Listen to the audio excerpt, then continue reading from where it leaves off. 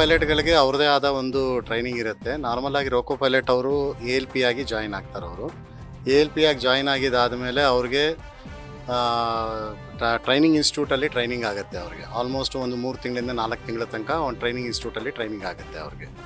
ಆ ಟ್ರೈನಿಂಗಲ್ಲಿ ನಾವು ನಮ್ಮ ರೈಲ್ವೆಯ ವರ್ಕಿಂಗ್ ಹೆಂಗಿರುತ್ತೆ ಅಂದರೆ GNSR ಅಂತ ಹೇಳ್ತೀವಿ ನಾವು, ಜನರಲ್ ಆ್ಯಂಡ್ ಸಬ್ಸಿಡರಿ ರೂಲ್ಸ್ ಅಂತ ಹೇಳಿ. ಆ ರೂಲ್ಸ್ ಪ್ರಕಾರವಾಗಿ ಹೇಗೆ ಗಾಡಿನ ನಾವು ಆಪ್ರೇಷನ್ ಮಾಡಬೇಕು, ಯಾವ್ಯಾವ ಒಂದು ರೂಲ್ಸ್ಗಳನ್ನ ನಾವು ಸೇಫ್ಟಿಯಾಗಿ ರನ್ ಮಾಡೋದಕ್ಕೆ, ರೈಲ್ವೆನ ಟ್ರೈನ್ಸ್ಗಳನ್ನ ರನ್ ಮಾಡೋದಕ್ಕೆ ನಾವೇನು ಯೂಸ್ ಮಾಡಬೇಕು ಅನ್ನೋದನ್ನು ನಾವು ಹೇಳ್ಕೊಡ್ತೀವಿ ನಾವು ಅದರಲ್ಲಿ. ಅದಾದ ಮೇಲೆ ಅವ್ರಿಗೆ ನಾವು ಪ್ರಾಕ್ಟಿಕಲ್ ಟ್ರೈನಿಂಗ್ ಕೊಡ್ತೀವಿ. ಅಂದರೆ ಪ್ರಾಕ್ಟಿಕಲಾಗಿ ನಾವು ಅವ್ರನ್ನ ಇಂಡಿಪೆಂಡೆಂಟಾಗಿ ವರ್ಕ್ ಮಾಡೋಕ್ಕಿಂತ ಮುಂಚೆ ಅವ್ರಿಗೆ ನಾವು ಹ್ಯಾಂಡ್ಲಿಂಗ್ ಟ್ರೈನಿಂಗ್ ಅಂತ ಕೊಡ್ತೀವಿ. ಅವ್ರನ್ನ ಕರ್ಕೊಂಬಂದು ಇಲ್ಲಿ ನಾವು ಲೋಕೋ ಪೈಲಟ್ ಯಾರು ಎಕ್ಸ್ಪೀರಿಯನ್ಸ್ ಲೋಕೋ ಪೈಲಟ್ ಯಾರು ಇರ್ತಾರೆ ಅವ್ರ ಜೊತೆಗೆ ನಾವು ಅವ್ರನ್ನ ಹಾಕಿ ಹ್ಯಾಂಡ್ಲಿಂಗ್ ಟ್ರೈನಿಂಗ್ ಕೊಡ್ತೀವಿ. ಟ್ರೈನಿಂಗ್ ಕೊಟ್ಟಿದ್ದಾದಮೇಲೆ ನಮ್ಮಲ್ಲಿ ಚೀಫ್ ಲೋಕೋ ಇನ್ಸ್ಪೆಕ್ಟರ್ಸ್ ಅಂತ ಇರ್ತಾರೆ, ಅವರೆಲ್ಲ ಸೂಪರ್ವೈಸರ್ಸ್ ಅವರು. ಸೊ ಅವ್ರ ಜೊತೆಗೂ ನಾವು ಒಂದು ಸ್ವಲ್ಪ ಕಳಿಸ್ಬಿಟ್ಟು ಅವ್ರು ಪ್ರಾಪರಾಗಿ ಕಲ್ತ್ಕೊಂಡಿದ್ದಾರಾ ಇಲ್ವಾ ಅಂತ ತಿಳ್ಕೊಂಡು ಅದಾದಮೇಲೆ ಅವರನ್ನು ನಾವು ಸರ್ಟಿಫೈ ಮಾಡಿ ಮತ್ತೆ ನಾವು ಟ್ರೈನಿಂಗ್ ಇನ್ಸ್ಟಿಟ್ಯೂಟಿಗೆ ವಾಪಸ್ ಕಳಿಸ್ತೀವಿ. ನಾವು ಟ್ರೈನಿಂಗ್ ಇನ್ಸ್ಟಿಟ್ಯೂಟಲ್ಲಿ ನಿಮಗೆ ಮತ್ತೆ ಟೆಕ್ನಿಕಲ್ದು ಒಂದಷ್ಟು ಇನ್ಪುಟ್ಸ್ಗಳು ಕೊಡ್ತಾರೆ ಅವರು. ಹಾಗೆ ಲೋಕೋ ಅಕಸ್ಮಾತ್ ಪ್ರಾಬ್ಲಮ್ ಆಯಿತು ಅಂತ ಹೇಳಿದ್ರೆ ಟ್ರಬಲ್ ಶೂಟಿಂಗ್ ಹೆಂಗೆ ಮಾಡಬೇಕು, ಯಾವ ಥರ ಅಟೆಂಡ್ ಮಾಡಬೇಕು, ಎಷ್ಟು ಫಾಸ್ಟಾಗಿ ಅಟೆಂಡ್ ಮಾಡಬೇಕು, ಸ್ವಲ್ಪ ಹೇಳ್ಕೊಡ್ತಾರೆ ಅವರು. ಹೇಳ್ಕೊಟ್ಟು ಆಮೇಲೆ ಅವನ್ನ ನಮ್ಗೆ ಡಿವಿಷನ್ಗೆ ರಿಲೀವ್ ಮಾಡ್ತಾರೆ ಅವರು. ಈ ಲೋಕೋ ಪೈಲಟ್ಗಳಿಗೆ ಏನೆಲ್ಲ ಸವಲತ್ತುಗಳನ್ನ ಕೊಡ್ತಿದ್ದೀರಿ? ಲೋಕೋ ಪೈಲಟ್ಗಳಿಗೆ ಇಲ್ಲಿ ರನ್ನಿಂಗ್ ರೂಮ್ ಅಂತ ಹೇಳ್ಬಿಟ್ಟು ಅವ್ರಿಗೆ ಆದ ಪ್ರತ್ಯೇಕವಾಗಿ ಒಂದು ರನ್ನಿಂಗ್ ರೂಮ್ ಅಂತ ಹೇಳ್ಬಿಟ್ಟು ನಾವು ಲೋಕೋ ಪೈಲಟ್ಗಳಿಗೆ ಕೊಡ್ತಾ ಇದ್ದೀವಿ. ಈಗ ಮನೆಯಲ್ಲಿ ಯಾವ್ಯಾವ ಫೆಸಿಲಿಟಿ ಅವ್ರಗಳಿಗಿರುತ್ತೆ, ಲೈಕ್ ಒಳ್ಳೆ ಹೈಜಿನಿಕ್ ಫುಡ್ಡು, ಮನೆ ಥರ ಪ್ರಿಪೇರ್ ಮಾಡಿರೋ ಫುಡ್ಡು, ಕಡಿಮೆ ಆಯಿಲಲ್ಲಿ ಯೂಸ್ ಮಾಡಿರೋ ಫುಡ್ಡು, ಹೈಜಿನಿಕ್ ಆಗಿರೋ ಫುಡ್ಡು, ಆಮೇಲೆ ಅವ್ರಿಗೆ ಬಾತ್ರೂಮ್ ಆಗಲಿ ಅಥವಾ ಇದಾಗಲಿ ಕ್ಲೀನಿಂಗ್ ಇಟ್ಕೊಂಡಿರೋದು, ಪ್ರಾಪರಾಗಿ ಕ್ಲೀನ್ ಮಾಡಿರೋ ಬಾತ್ರೂಮ್ಸು.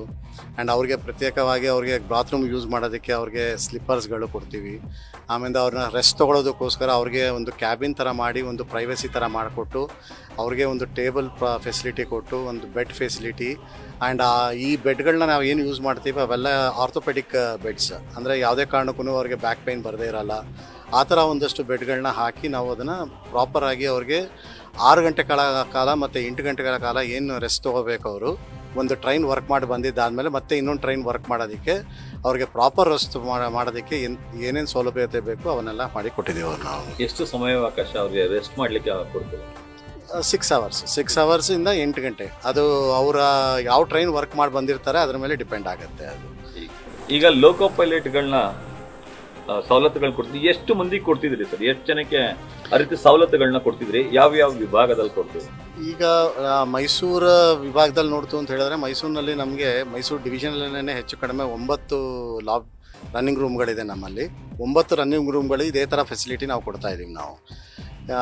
ಇಲ್ಲಿ ಮೈಸೂರು ರನ್ನಿಂಗ್ ರೂಮಲ್ಲಿ ನಮಗೆ ಹೆಚ್ಚು ಕಡಿಮೆ 44 ಬೆಡ್ ಇದೆ. ಇಲ್ಲಿ 44 ಬೆಡ್ನಲ್ಲಿ ನಾವು ಪ್ರತಿಯೊಂದು ಬೆಡ್ಗಳಿಗೂ ನಾನು ಹೇಳ್ದಂಗೆ ಒಂದು ಸಪ್ರೇಟ್ ಕ್ಯಾಬಿನ್ ಮಾಡಿ ಅವ್ರಿಗೆ ಪ್ರಾಪರಾಗಿ ರೆಸ್ಟ್ ತೊಗೊಳೋದಕ್ಕೆ, ಯಾವುದೇ ಥರ ಡಿಸ್ಟರ್ಬೆನ್ಸ್ ಇಲ್ಲದೆ ಇರೋ ಹಂಗೆ ಆ್ಯಂಡ್ ನಾಯ್ಸ್ಲೆಸ್ ರೆಸ್ಟ್ ತೊಗೊಳೋದಕ್ಕೆ ಅವ್ರಿಗೆ ನಾವು ಸವಲತ್ತು ಮಾಡಿಕೊಡ್ತಾ ಇದ್ದೀವಿ. ಈಗ ಹೈಜೀನ್ ಫುಡ್ ಅಂತ ಹೇಳಿದ್ರು ಸರ್, ಬೆಳಗ್ಗೆ ಮಧ್ಯಾಹ್ನ ಸಂಜೆ ಏನೆಲ್ಲ ಫುಡ್ಗಳನ್ನ ಕೊಡ್ತೀವಿ? ರೇಟ್ ಚಾರ್ಜಸ್ ಏನಾದ್ರು?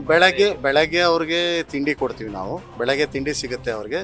ಆಮೇಲೆ ಮಧ್ಯಾಹ್ನ ಬಂದು ಊಟ ಕೊಡ್ತೀವಿ. ಊಟದಲ್ಲಿ ಚಪಾತಿ ಮತ್ತು ಇದು ಪಲ್ಯ, 2 ಥರ ಪಲ್ಯ ಇರುತ್ತೆ, ಮತ್ತು ಅನ್ನ ಸಾಂಬಾರು, ರಸಮ್ಮು, ಮೊಸರು ಅದನ್ನು ಕೊಡ್ತೀವಿ. ಅವ್ರೇನಾರು ಅಕಸ್ಮಾತ್ ಡಿಮ್ಯಾಂಡ್ ಮಾಡ್ತು ಅಂತ ಹೇಳಿದ್ರೆ ಅವ್ರಿಗೆ ಆಮ್ಲೆಟ್ ಫೆಸಿಲಿಟಿನೂ ನಾವು ಕೊಡ್ತಾ ಇದ್ದೀವಿ. ಈಗ ಸರ್ ಬೇರೆ ಆ್ಯಂಡ್ ಅವ್ರಿಗೆ ನಾವು ಚಾರ್ಜ್ ಮಾಡೋದು ಸಬ್ಸಿಡಿ ರೇಟಲ್ಲಿ ಚಾರ್ಜ್ ಮಾಡ್ತೀವಿ. ₹5.85 ಮಾತ್ರ ಚಾರ್ಜ್ ಮಾಡ್ತೀವಿ ನಾವು ಅಷ್ಟೇ ಒಂದು ಊಟಕ್ಕೂ. ಈಗ ಬೇರೆ ಭಾಗದಿಂದ ಲೋಕೋ ಪೈಲಟ್ಗಳು ಬಂದಿರ್ತಾರೆ. ಫಾರ್ ಎಕ್ಸಾಂಪಲ್, ಈ ಕರ್ನಾಟಕದವ್ರಿಗೆ ನೀವು ಕರ್ನಾಟಕದ ಫುಡ್ ಕೊಡ್ತೀರಿ, ಉತ್ತರ ಕರ್ನಾಟಕದವ್ರು ಇರ್ತಾರೆ, ಜೋಳದ ರೊಟ್ಟಿ ತಿನ್ನೋರು ಇರ್ತಾರೆ, ತಮಿಳ್ನಾಡು ಬೇರೆ ಫುಡ್ ತಿನ್ನೋರು ಇರ್ತಾರೆ.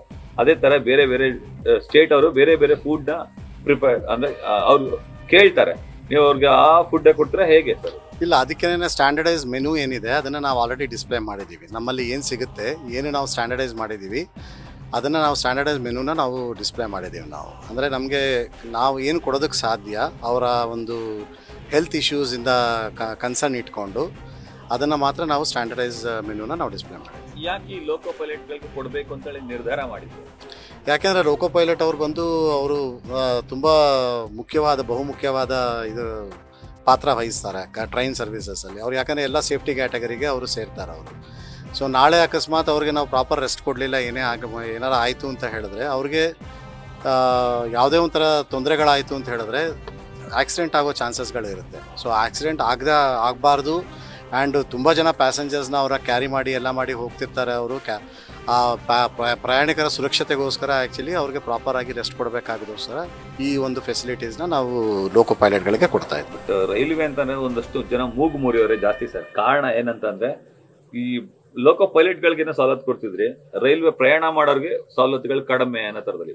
ಆ ಕಾರಣಕ್ಕೆ ಲೋಕೋ ಪೈಲಟ್ಗಳು ಕೂಡ ಅದೇ ರೀತಿ ಬಿಹೇವ್ ಮಾಡ್ತಾರೆ ಅನ್ನೋ ಮಾತುಗಳು ಕೇಳಿ. ಇಲ್ಲ, ಅದು ತಪ್ಪು. ಲೋಕೋ ಪೈಲಟ್ಗಳನ್ನ ನಾವು ಸ್ವಲ್ಪ ಜಾಗ್ರತೆಯಿಂದಲೇ ನೋಡ್ಕೋತೀವಿ. ಯಾಕಂದರೆ ಅವರು ಎಷ್ಟೋ ಜನ ಪ್ರಯಾಣಿಕರನ್ನ ತಗೊಂಡು ಹೋಗ್ತಿರ್ತಾರೆ. ನಾಳೆ ಅವರ ಒಂದು ಬೇಜವಾಬ್ದಾರಿತನ ಅಥವಾ ನಾವು ಕೊಡದೇ ಇರೋ ಸವಲತ್ತಿಂದ ಅವರೇನಾರ ಪ್ರಾಬ್ಲಮ್ ಫೇಸ್ ಮಾಡ್ತು ಅಂತ ಹೇಳಿದ್ರೆ ಆಕ್ಸಿಡೆಂಟ್ ಆಗೋ ಚಾನ್ಸಸ್ ಇರುತ್ತೆ. ಸೊ ಅದನ್ನು ಪ್ರಯಾಣಿಕರ ದೃಷ್ಟಿಯಿಂದ ಈ ಲೋಕೋ ಪೈಲಟ್ಗಳಿಗೆ ನಾವು ಅಷ್ಟು ಕೇರ್ ತಗೊಂಡು ನಾವು ಪ್ರಾಪರ್ ಫೆಸಿಲಿಟಿನ ಕೊಡ್ತೀವಿ. ನಾವು ರೈಲ್ವೆ ಪ್ರಯಾಣದ ದೃಷ್ಟಿಯಿಂದ ಲೋಕೋ ಪೈಲಟ್ಗಳನ್ನ ನೀವು ಚೆನ್ನಾಗಿ ನೋಡ್ಕೊಳ್ತೀವಿ. ಎಸ್ ಹೌದು.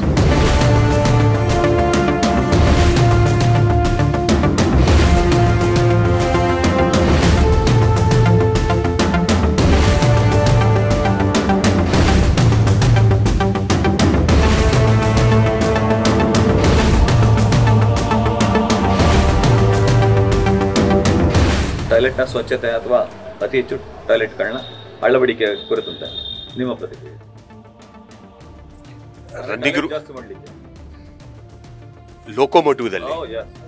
ಲೋಕೋಮೋಟಿವ್ದಲ್ಲಿ ಈಗ ಹೊಸದಾಗಿ ಏನು ತಯಾರಿ ಮಾಡ್ತಾ ಇದ್ದಾರೆ, ಸೊ ಅದಲ್ಲಿ ಆಲ್ರೆಡಿ ಒಂದು ರೂಮ್ ಕ್ಯೂಬಿಕಲ್ ಒಂದು ಮಾಡಿ ವಾಟರ್ಲೆಸ್ ಟಾಯ್ಲೆಟ್ ಮಾಡಿ ಸಪ್ಲೈ ಮಾಡ್ತಾ ಇದ್ದಾರೆ. ಆಲ್ರೆಡಿ ಕೃಷ್ಣರಾಜಪುರಂ ಡೀಲ್ ಶೆಡ್ ಅಲ್ಲಿ ಆಲ್ರೆಡಿ 3 ಲೋಕೋದಲ್ಲಿ ಆ ತರ ಫೆಸಿಲಿಟಿ ಇದೆ. ಈಗ 4G 6G ಲೋಕೋ ಅಂತ ಇದೆ, ಅದರಲ್ಲಿ ಎಲ್ಲಾ ಲೋಕೋದಲ್ಲಿನೂ ಇದು ಬರ್ತಾ ಇದೆ, ಈಗ ಟಾಯ್ಲೆಟ್ ಫೆಸಿಲಿಟಿ ಬರ್ತಾ ಇದೆ. ಈ ಪೈಲಟ್ಗಳು, ಲೋಕೋ ಪೈಲಟ್ಗಳಿದ್ರೆ ಅವ್ರ ಆರೋಗ್ಯ ತಪಾಸಣೆ, ಹೆಲ್ತ್ ಹೆಂಗೆ ಚೆಕ್ ಮಾಡ್ತೀರಿ? ಅವ್ರ ಫೆಸಿಲಿಟಿಗಳು ಏನ್ ಕೊಟ್ಟಿದ್ರಿ ಅಂತ? ಈ ಹೆಲ್ತ್ ಚೆಕ್ ಮಾಡೋಕ್ಕೆ ನಮ್ಮ ಹತ್ರ ರೈಲ್ವೆ ಫೆಸಿಲಿಟೀಸ್ ಇದೆ. ಸೊ ನಾವು ಒಂದು ಡ್ಯೂಟಿಗೆ ಬಂದ ಮೇಲೆ ನಾವೇನು ಮಾಡ್ತೀವಿ ಅಂದರೆ ಬ್ರೀಥಲೈಸರ್ ಟೆಸ್ಟ್ ಮಾಡಿಸಿ ಆಮೇಲೆ ಇದರ ಫಸ್ಟು ನಾವು ಡ್ಯೂಟಿಗೆ ಬಂದ ಮೇಲೆ ಬ್ರೀಥಲೈಸರ್ ಟೆಸ್ಟ್ ಮಾಡಿಸ್ತೀವಿ. ಸೊ ಬ್ರೀಥಲೈಸರ್ ಟೆಸ್ಟು ಆಮೇಲೆ ನಮ್ಮ ಸೈನಿಂಗ್ ಆನ್ ಆದಮೇಲೆ ಆ ಥರವ್ರಿಗೆ ಅದರಲ್ಲಿ ನೆಗೆಟಿವ್ ಬಂದವ್ರಿಗೆ ಮಾತ್ರ ನಾವು ಈ ರೈಲು ಓಡಿಸೋಕ್ಕೆ ಬಿಡ್ತೀವಿ. ಸರ್, ಈಗ BP, ಶುಗರ್, ವಾಟೆವರ್ ಆ ಥರದನ್ನ ಚೆಕ್ ಮಾಡ್ತೀರಾ ರೆಗ್ಯುಲರ್ ಆಗಿ? ಎಕ್ಸಾಮಿನೇಷನ್ ಅಂತ ಎಲ್ಲರೂ ಲೋಕೋ ಪೈಲಟ್ಸು 4 ವರ್ಷಕ್ಕೆ ಒಂದು ಟೈಮು ಸೊ ರೈಲ್ವೆ ಹಾಸ್ಪಿಟ್ಲಿಗೆ ಕಳಿಸ್ಬಿಟ್ಟು ಸೊ ಅದಲ್ಲಿ ಎಲ್ಲ ಥರ ಟೆಸ್ಟ್ಗಳು ಮಾಡಿಕೊಡ್ತಾರೆ, ತರವಾಗಿ ಎಕ್ಸಾಮಿನೇಷನ್ ಮಾಡಿಕೊಡ್ತಾರೆ. ಅದಲ್ಲಿ ಡಾಕ್ಟರ್ ಫಿಟ್ ಕೊಟ್ಟ ಮೇಲೆನೆ ನಾವು ಇಲ್ಲಿ ಲೋಕೋ ಪೈಲಟ್ ಆಗಲಿ ಅಸಿಸ್ಟೆಂಟ್ ಲೋಕೋ ಪೈಲಟ್ ಆಗಲಿ ಯೂಸ್ ಮಾಡೋಕ್ಕಾಗುತ್ತೆ. ಇಲ್ಲ ಅಂದರೆ ಅದಲ್ಲಿ ಫಿಟ್ ಕೊಟ್ಟಿಲ್ಲ ಅಂದರೆ ಡಾಕ್ಟರ್ ಸರ್ಟಿಫೈಡ್ ಡಾಕ್ಟರ್ ಕೊಟ್ಟಿಲ್ಲ ಅಂದರೆ ನಾವು ಯೂಸ್ ಮಾಡಲ್ಲ. ಇನ್ಶೂರೆನ್ಸ್ ಬಗ್ಗೆ ಹೇಳೋದಾದ್ರೆ ಮೆಡಿಕಲ್ ಇನ್ಶೂರೆನ್ಸ್ ಅಥವಾ ಡೆತ್ ಕ್ಲೈಮ್ ವಾಟೆವರ್ ಸಿಸ್ಟಮ್ ಇದೆ. ಸಪರೇಟ್ ಆಗಿ ಒಂದು ರೈಲ್ವೆ ಹಾಸ್ಪಿಟಲ್ ಇದೆ, ಬೆಂಗಳೂರಲ್ಲಿದೆ, ಮೈಸೂರಲ್ಲಿದೆ, ಎಲ್ಲ ಅರಸೀಕೆರೆ ಎಲ್ಲ ಪ್ಲೇಸಸ್ ಅಲ್ಲಿ. ಅಪೋಲೋ ಹಾಸ್ಪಿಟಲ್ ಆಗಲಿ, ಇಲ್ಲಿ JSS ಹಾಸ್ಪಿಟಲ್ ಆಗಲಿ, ಇದಕ್ಕೆಲ್ಲ ಟೈಅಪ್ ಇದೆ. ಸೊ ಏನೋ major problems, major health issues ಇದ್ರವ್ರಿಗೆ ಅಲ್ಲಿ ರೆಫರೆನ್ಸ್ ಮಾಡಿ ಕೊಡ್ತಾರೆ ನಮ್ಮ ರೈಲ್ವೆ ಹಾಸ್ಪಿಟಲ್.